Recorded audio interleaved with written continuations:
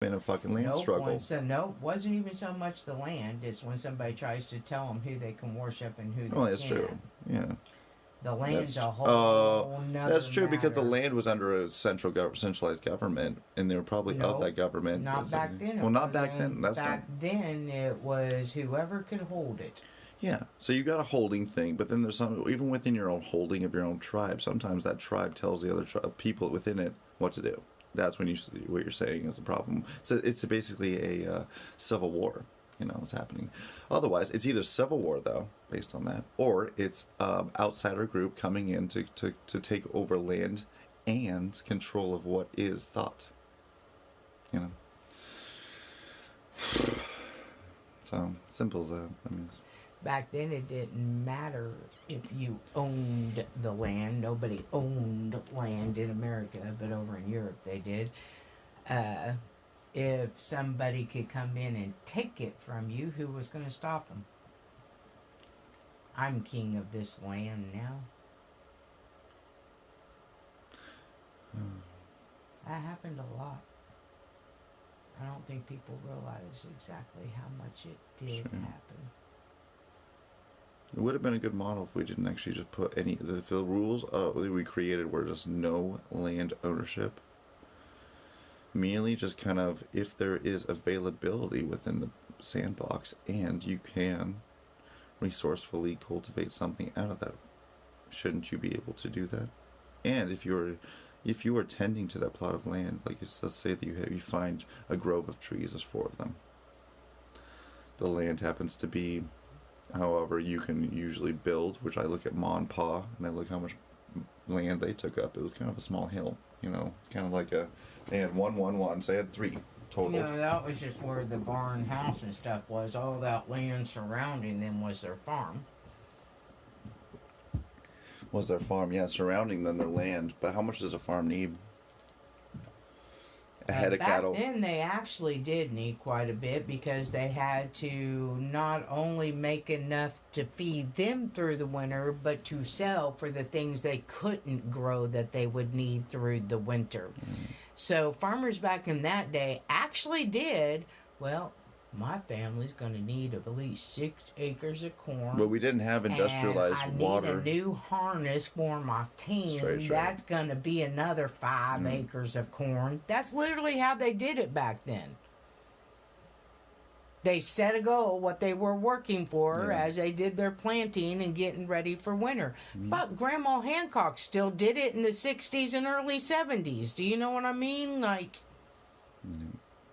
But they actually found such ritualism within it, a sense of appreciation of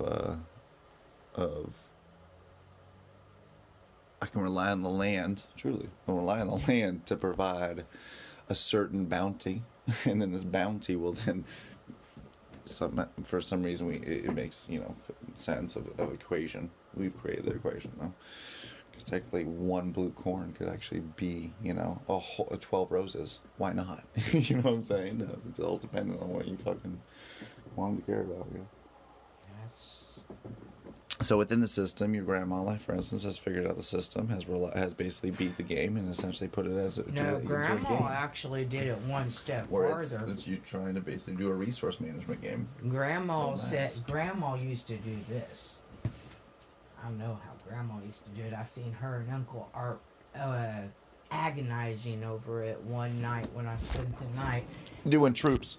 They're playing a war. They're kind of almost like they had the map of the farm out. Exactly. And Grandma Hancock's like, okay, well, we're going to need this many acres just to can. Plus, we're going to need this many acres for the animals. Then we're going to need this many acres for the family that don't have land and neighbors. Well, let's do another acre. Like, she planned that shit, not just for the farm, but for like Aunt Roberta that didn't live on a farm, lived in town, or for Aunt Arla that wasn't living on a farm then, was living in town. She planned for their canning for the winter. She planned for what the animals were going to need through the winter. And she would take some of that stuff that, even though you save it, it's going to dry and we're not going to want to eat it, like the apples and stuff that dried up. She'd feed that shit to the pigs and the horses and the cows and stuff in the middle of the winter as their treat, instead of having to pay for the grain that costs so much money that everybody uses now.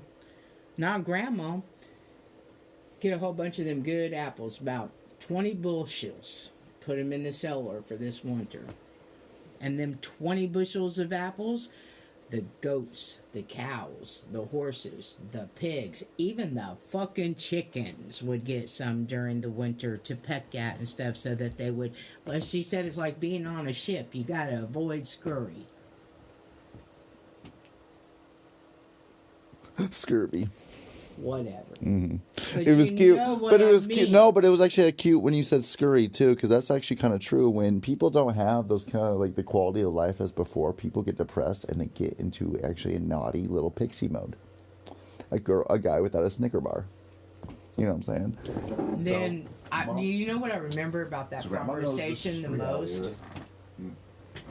Uncle Art said, "Well, remember last year." The blueberry and blackberry bushes didn't do well at all and were really low on the desserts. And she goes, "Are you upset you might not get your blue?" He said, "No, not me." He said, "But them, the kids, that's their favorite, Mom." He said, "Name 2." And he looked at her and he looked at me and he goes, "Well, it's okay for one."